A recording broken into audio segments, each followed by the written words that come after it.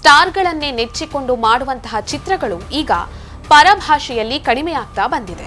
ಈಗಿನ ಪ್ರೇಕ್ಷಕರು ಇಂತಹದ್ದನ್ನೆಲ್ಲ ಒಪ್ಪಲ್ಲ ಅಂತ ಗಾಂಧಿನಗರದಲ್ಲಿ ಹೇಳಲಾಗ್ತಾ ಇತ್ತು. ಮಧ್ಯಮ ವರ್ಗ ಕನ್ನಡ ಚಿತ್ರರಂಗದಿಂದ ದೂರವಾಗಿದೆ ಎಂದು ಭಾವಿಸಲಾಗಿತ್ತು. ಕನ್ನಡ ಚಿತ್ರರಂಗದ ದಾರಿ ಇನ್ನೂ ಕೂಡ ಅಸ್ಪಷ್ಟವಾಗಿದೆ ಅನ್ನುವುದರ ಸೂಚಕವಾಗಿದೆ. ಇದೆಲ್ಲ 70ರ ದಶಕಕ್ಕೆ ಮುಗ್ದು ಹೋಯಿತು. ನಮಸ್ಕಾರ. ಕನ್ನಡ ಚಿತ್ರಗಳಿಗೆ ಗೆಲುವು ಅನ್ನುವಂಥದ್ದು ಮರೀಚಿಕೆ ಆಗ್ತಾ ಇದೆ ಎನ್ನುವ ಆತಂಕ ಕನ್ನಡ ಚಿತ್ರರಂಗಕ್ಕೆ ಕೆಲವು ತಿಂಗಳುಗಳ ಹಿಂದೆಯೇ ವ್ಯಕ್ತವಾಗಿತ್ತು. ತಮಿಳು ನಟ ವಿಜಯ್ ಅಭಿನಯದ ಗೋಟ್ ಅನ್ನುವಂತಹ ಚಿತ್ರ 1000ಕ್ಕೂ ಹೆಚ್ಚು ಪ್ರದರ್ಶನವನ್ನ ಕಂಡಾಗ ನಿಜಕ್ಕೂ ಕನ್ನಡ ಚಿತ್ರರಂಗ ಬೆಚ್ಚಿಬಿದ್ದಿತ್ತು.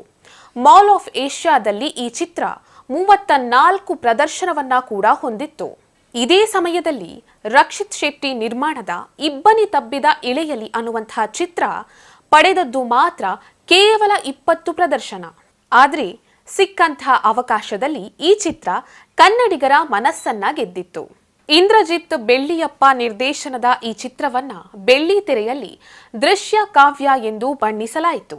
ನನ್ನ ಹೃದಯ ಹಾಡಿನಲ್ಲಿ ಸಾಲು ಸಾಲು ಹೇಳುವೆನು, ಕೇಳದೆ ಹೋದರೆ ಮಾಡಲು 1000 ಯೋಚನೆ. ಈ ನಡುವೆ ಕನ್ನಡ ಚಿತ್ರರಂಗ ಇಂತಹ ಸೂಕ್ಷ್ಮ ಸಂವೇದನೆಗಳನ್ನ ಮರೆತೇ ಬಿಟ್ಟಿದೆ ಎಂದು ಭಾವಿಸಲಾಗಿತ್ತು. ಇದೆಲ್ಲ 70ರ ದಶಕಕ್ಕೆ ಮುಗ್ದು ಹೋಯಿತು. ಈಗಿನ ಪ್ರೇಕ್ಷಕರು ಇಂತಹದ್ದನ್ನೆಲ್ಲ ಒಪ್ಪಲ್ಲ ಅಂತ ಗಾಂಧಿನಗರದಲ್ಲಿ ಹೇಳಲಾಗ್ತಾ ಇತ್ತು. ಇದಕ್ಕೆಲ್ಲ ಕಾರಣ ಮಧ್ಯಮ ವರ್ಗ ಕನ್ನಡ ಚಿತ್ರರಂಗದಿಂದ ದೂರವಾಗಿದೆ ಎಂದು ಭಾವಿಸಲಾಗಿತ್ತು. ಇಬ್ಬನಿ ತಬ್ಬಿದ ಇಳೆಯಲಿ ಇಂತಹ ಚಿತ್ರಗಳು ಗೆದ್ರೆ ಮಧ್ಯಮ ವರ್ಗದವರು ಖಂಡಿತ ಚಿತ್ರಮಂದಿರದತ್ತ ಮುಖ ಮಾಡ್ತಾರೆ. ಇದರಿಂದ ಆಗುವಂತಹ ಲಾಭ ಕೂಡ ಚಿಕ್ಕದೇನಲ್ಲ. ಇಬ್ಬನಿ ತಬ್ಬಿದ ಇಳೆಯಲಿ ಈ ಚಿತ್ರದ ದೊಡ್ಡ ಸಾಧನೆ ಏನಂದ್ರೆ ಹೊಸ ಕಲಾವಿದರ ಆತ್ಮವಿಶ್ವಾಸ. ಸ್ಟಾರ್ಗಳನ್ನೇ ನೆಚ್ಚಿಕೊಂಡು ಮಾಡುವಂತಹ ಚಿತ್ರಗಳು ಈಗ ಪರಭಾಷೆಯಲ್ಲಿ ಕಡಿಮೆಯಾಗ್ತಾ ಬಂದಿದೆ. ತಮಿಳಿನಲ್ಲಂತೂ ಹೊಸಬರ ಚಿತ್ರಗಳು ಹಿರಿಯರನ್ನ ಮೆಚ್ಚಿಸುವಂಥದ್ದಲ್ಲ, ಅವರನ್ನ ಕೂಡ ಮೀರಿಸುವಂತೆ ಇದೆ. ಕನ್ನಡದಲ್ಲಿ ಕೂಡ ಇದು ಸಾಧ್ಯವಾಗುವ ಶುಭ ಸೂಚನೆ ಇದೆ. ವಿಹಾನ್ ಗೌಡ, ಅಂಕಿತಾ ಅಮರ್, ಮಯೂರಿ ನಟರಾಜ್ ಈ ಚಿತ್ರದಲ್ಲಿ ಲವಲವಿಕೆಯಿಂದ ನಟಿಸಿದ್ದಾರೆ.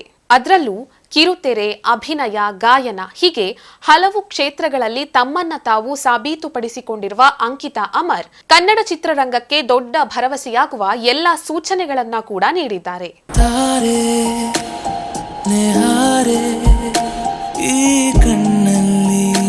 ಇದೇ ಸಮಯದಲ್ಲಿ ಶ್ರೀನಿವಾಸ್ ರಾಜು ನಿರ್ದೇಶನದ ಕೃಷ್ಣಂ ಪ್ರಣಯ ಸಖಿ ಅನ್ನುವಂತಹ ಸಿನಿಮಾ 25 ದಿನಗಳ ಯಶಸ್ವಿ ಪ್ರದರ್ಶನವನ್ನ ಕಂಡು ಈಗ ಗೆಲುವಿನತ್ತ ದಾಪುಗಾಲನ್ನ ಹಾಕ್ತಾ ಇದೆ. ಇನ್ನು ಈ ಚಿತ್ರದ ದ್ವಾಪರ ದಾಟುತ್ತಾ ಅನ್ನುವಂತಹ ಹಾಡು 2 ಕೋಟಿ ವೀಕ್ಷಣೆಯನ್ನ ಪಡೆದು ಇದೀಗ ಭಾರತದ ಟಾಪ್ 10 ಹಾಡುಗಳಲ್ಲಿ ಸ್ಥಾನವನ್ನ ಕೂಡ ಪಡೆದಿದೆ.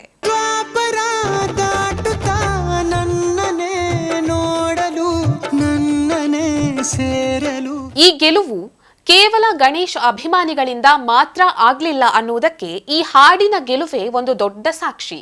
ಈ ಸಮಯದಲ್ಲಿ ಗಮನಿಸಬೇಕಾದಂತಹ ವಿಷಯ ಏನಂದ್ರೆ, ನಮ್ಮಲ್ಲಿ ಸಿಡಿಗಳ ಯುಗ ಮುಗಿದ ನಂತರ ಚಿತ್ರಗೀತೆಗಳ ಮಾಪನವಾಗಬಲ್ಲಂತಹ ತಾಂತ್ರಿಕ ನೆಲೆಯನ್ನ ಇನ್ನೂ ಕೂಡ ಗುರುತಿಸಿಕೊಂಡಿಲ್ಲ.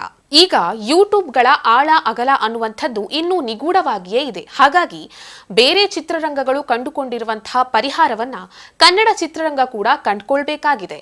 ಇದೇ ಹಾಡಿಗೆ ಸಂಬಂಧಿಸಿದಂತೆ ಗೀತ ರಚನೆಕಾರ ಡಾಕ್ಟರ್ ವಿ ನಾಗೇಂದ್ರ ಪ್ರಸಾದ್ ಗೀತ ರಚನೆಕಾರರು ಹಾಗೂ ಸಂಗೀತ ನಿರ್ದೇಶಕರನ್ನ ಈ ಸಿನಿಮಾದಲ್ಲಿ ಗುರುತಿಸ್ತಾ ಇಲ್ಲ ಅಂತ ದೊಡ್ಡ ಮಟ್ಟದಲ್ಲೇ ಪ್ರತಿಭಟನೆಯನ್ನ ಕೂಡ ಮಾಡಿದ್ರು. ಆಕಾಶವಾಣಿಯಲ್ಲಿ ಈ ಪರಂಪರೆ ನಿರಂತರವಾಗಿ ಮುಂದುವರಿದುಕೊಂಡು ಬಂದಿದೆ. ಆದ್ರೆ ನಿರ್ಮಾಪಕರಿಗೆ ಖಾಸಗಿ ಎಫ್ಎಂಗಳ ಮೇಲೆ ಪ್ರೀತಿ. ಅವರು ಕೂಡ ಸೋನು ನಿಗಮ್, ಶ್ರೇಯಾ ಘೋಷಲ್ ಬೇಕು ಎಂದು ನಂಬುವಂಥವರು.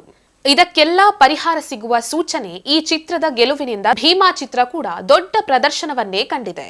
ಮುಚ್ಚಿರುವಂತಹ ಚಿತ್ರಮಂದಿರಗಳನ್ನೆಲ್ಲ ತೆರೆಸಿ ಪ್ರದರ್ಶನವನ್ನ ಕಂಡಂತಹ ಹೆಗ್ಗಳಿಕೆ ಈ ಸಿನಿಮಾಗೆ ಸಲ್ಲುತ್ತೆ. ಆದ್ರೆ ಭೀಮಾ ಸಿನಿಮಾದಲ್ಲಿದ್ದಂತಹ ಕೆಲವು ದೃಶ್ಯಗಳು ಆತಂಕವನ್ನ ಮೂಡಿಸುವಂತಿದ್ವು.